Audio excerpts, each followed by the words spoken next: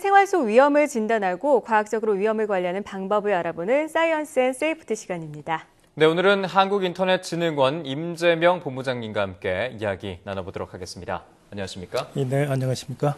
네, 오늘은 어떤 주제에 대해서 이야기를 해볼까요? 네, 7, 8월 때 휴가를 많이 다녀오시고 또 계획하시는 분이 많이 있습니다. 네. 또 9월 달에는 추석 연휴가 있습니다. 네네. 그런데 우리가 휴가나 집을 떠날 때는 문단속을 단단히 하시는데 반면에 정보 보호에 대해서는 신경을 덜 쓰시는 것 같습니다. 그래서 오늘은 정보 보호에 대해서 좀 알아보도록 하겠습니다. 네, 휴가를 떠날 때 문단속을 해야 한다. 이 말은 참 익숙한데 정보 보호를 위한 어떤 안전 수칙을 지켜야 된다는 말씀은 좀 생소한데요. 이게 어떤 건가요? 네, 연휴 계획을 짜는데도 바쁜데 무슨 정보 보호냐라고 하실 수 있는데요. 바로 이런 점을 해커들은 노리고 악용을 하고 있습니다. 네. 그래서 휴가철 같은 경우에는 예를 들면 할인 행사, 쿠폰 증정 등 스미싱 등이 많이 발생하고 있고요. 또 휴가지에 가서는 스마트폰을 분실이나 도난다는 경우가 굉장히 많습니다. 네. 근데 이런 스마트폰에는 사진뿐만 아니라 신용카드 같은 금융정보가 들어있는 경우가 많아서 분실 같은 거에 주의를 하셔야 됩니다. 네, 비상연락처 못지않게 휴가지에서의 정보 보호를 위한 안전 수칙도 좀 예외일 수가 없겠습니다. 네, 그렇습니다. 문제는 우리가 정보 보호를 중요하다고 생각하면서도 네. 이거에 대해서는 실천을 않는데 문제가 있는데요. 정보 보호에 대해서 인터넷 실태 조사를 한 결과 우리나라 국민의 약 한 97%가 정보 보호의 중요성은 알고 있습니다. 그러나 반면에 이걸 비밀번호 설정, 보안 업데이트 이런 것 등 정보보호 수칙을 지키는 분은 한 60%에 그치고 있습니다. 네네. 다시 말씀드리면 알면서 정보보호는 실천을 않는 게 대다수라고 볼 수 있습니다. 네, 정보보호 수칙을 아는 것보다 실천이 더 중요하다 이 말씀이신데 특히 어떤 점을 주의를 해야 될까요? 예, 먼저 휴대폰 분실에 대해서 주의를 하셔야 됩니다. 네. 스마트폰 이용자의 57% 정도가 스마트폰 분실로 인해서 보안 사고를 가장 걱정을 하시는데요. 네네. 특히 여러분들이 휴가지에 가시면 충전을 위해서 꽂아놓고 그냥 나오시거나 도난을 당하는 경우가 굉장히 많습니다. 그런데 이 스마트폰에는 여러분들이 사진, 전화번호, 연락처 같은 개인정보뿐만 아니라 신용카드, 금융결제 이력 등 금융정보가 많이 있습니다. 이런 금융정보가 노출됐을 경우에는 제2의 경제적인 피해를 받을 수가 있거든요.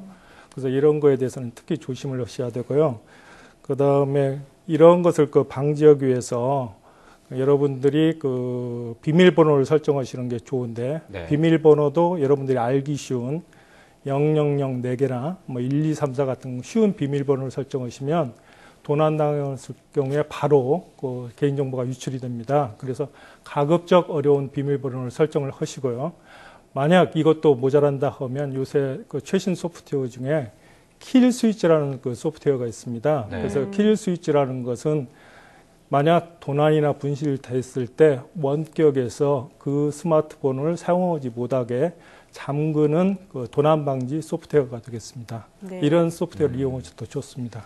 네, 말씀하신 대로 이제 스마트폰이 대중화되다 보니까 이제 이게 단순히 전화 기능뿐만 아니라 본인의 개인 정보가 너무나도 많이 들어있기 때문에 휴대폰 분실에 좀 주의해야 된다는 말씀을 해주셨습니다. 그러면 이어서 이제 외부 활동이 많으니까 또 다른 보안을 좀 지켜야 될 것 같은 것들은 어떤 것들이 있을까요? 예, 스마트폰에는 여러분들이 이 통사에서 제공하는 LTE 외에도 와이파이나 그다음에 블루투스 같은 보조 통신 기능이 있습니다. 네. 근데 흔히들 우리가 집 같은 데에서 다운로드 받을 때 와이파이를 켜놓고 사용하는 경우가 많은데요. 네. 이런 와이파이나 블루투스를 사용하지 않을 때에도 외부에서 그대로 나가서 사용하는 경우가 있습니다. 이런 걸 실태조사에서 보니까 약 한 40%가 그냥 집에하고 똑같이 블루투스나 와이파이를 켜고 다니는 경우가 굉장히 많습니다.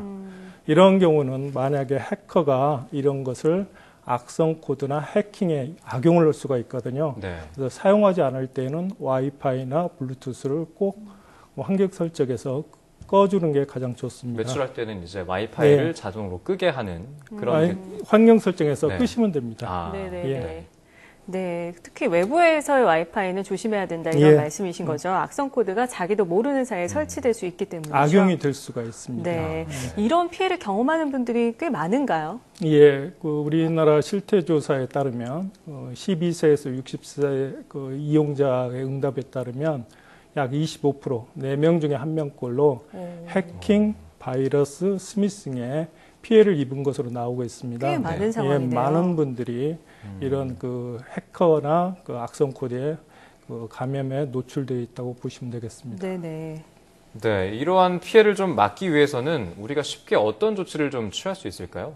네, 보안 조치를 많이 해야 되는데요. 우선 여러분들이 가장 손쉽게 당하는 것 중에 문자 메시지에 첨부되는 링크 주소를 잘못 눌러서 악성 코드에 감염되는 경우가 많습니다. 스미싱 말씀하시는 예, 스미싱입니다. 네.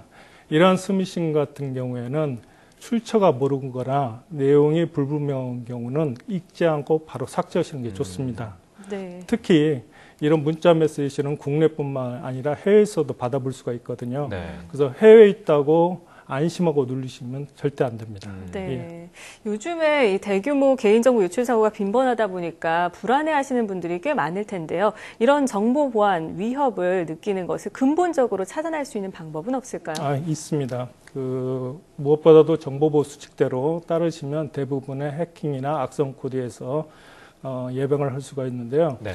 우선 여러분들이 하고 있는 스마트폰에 운영체제, 앱이나 백신, 그 다음에 앱들을 가장 최신 버전으로 업데이트 하셔야 됩니다. 네. 그 다음에 업데이트 하신 다음에 주기적으로 백신 프로그램을 돌려서 악성 코드가 감염됐는지 여부를 확인을 하시고요. 네. 그 다음에 SNS 같은 경우에는 여러분들 친구만 보는 게 아니라 해커나 도둑들도 볼 수가 있습니다. 네. 이런 SNS에 자기 어떤 이동 일정이나 휴가 일정을 올리시게 되면 네. 이렇게 되면 경제적인 제2차 피해가 발생할 수 있으므로 이런 거에 주의를 하셔야 될 것 같습니다.